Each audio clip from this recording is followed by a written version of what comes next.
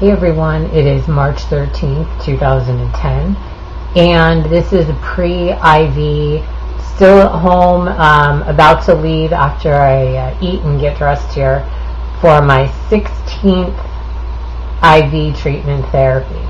And I got to go in a little bit early today because the doctor's scheduled. So I wanted to make a video before I left the house to ensure that I got a pre-IV clip in and I could basically articulate what has happened within the last 2 weeks and 2 days of receiving an IV treatment. So my doctor went away, and 2 Thursdays ago I had an IV treatment, and then I generally get B12 shots on Tuesdays, but the Tuesday following the last IV I did not get a B12 shot injection because my levels are really high, and they said I could either stop them entirely or cut them in half, and to skip one and see how I felt. So I skipped one, and then the next Saturday came and I didn't have an IV because the doctor was out on vacation, and then the next Tuesday came, which was this Tuesday we just had, and I did have a B12 shot, but I did not feel any difference. And the doctor did tell me that when your B12, I had 2 doctors tell me, when your B12 levels are so high, you have enough to manufacture. Basically, you have enough to last you a long time, right? And your warehouse is full, okay? And so you're stocked up. Well, I'm stocked up. I'm well stocked up. And I didn't feel a difference. And I'll tell you, by Monday of this week, okay, so Monday, Tuesday, Wednesday, Thursday, Friday, Saturday, 5-6 days ago, I started feeling chronic fatigue, okay?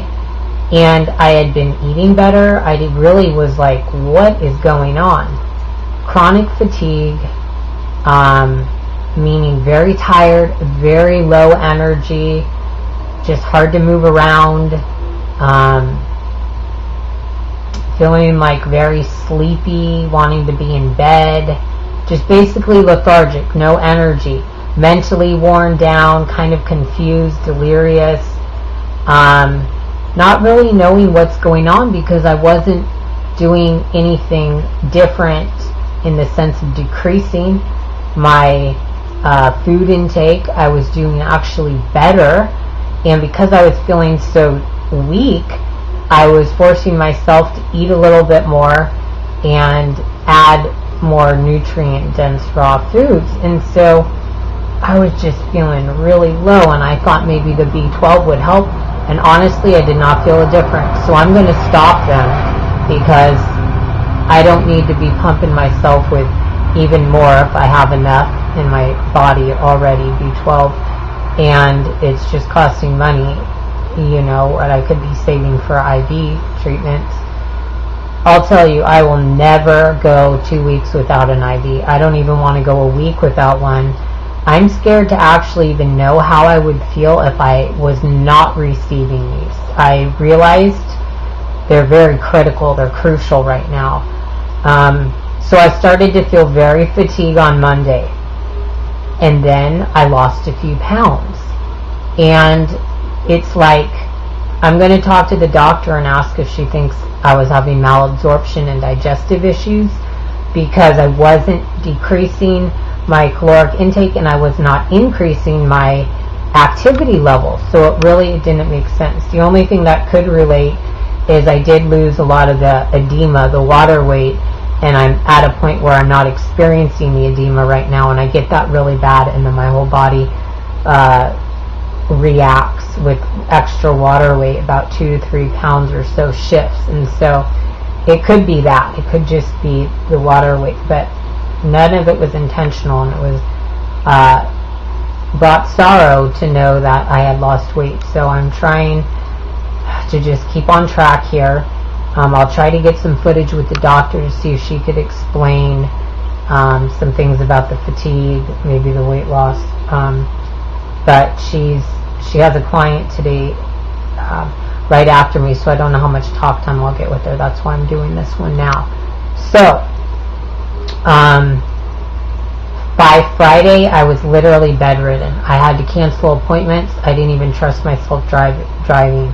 I literally was in bed, like on bed rest, staying hydrated. I've been just reading a lot more about really the importance of staying hydrated for your body and brain, and how we're like, they say like 70 to 75% water and the rest is like mass, and then the gases. And it's really important to stay hydrated. I mean, dehydration, I have chronic dehydration, and it's really bad, and it's really hard mentally to put substance in my stomach and sit there and feel it, and it prohibits me from even sipping water. I mean, it's something I really need to pray over. Full release of the eating disorders.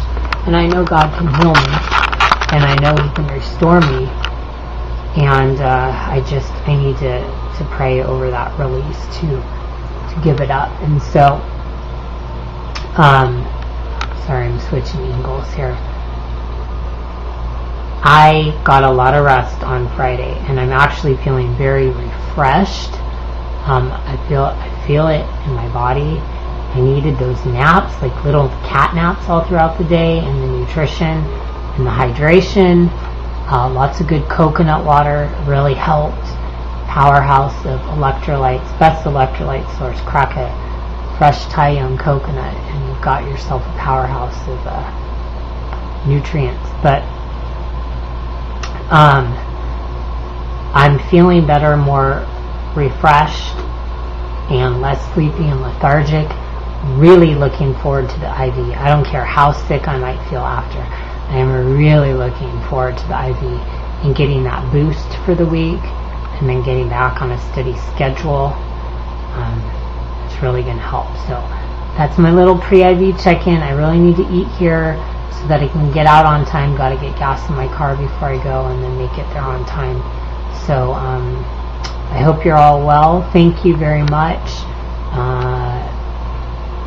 And the last video did say that I was skipping an IV, and it was going to be like a week and a half, 2 weeks or something. I don't even know, before I made this one. So this is episode 16, and just love, hugs, and prayers for you, and prayers for me are always appreciated.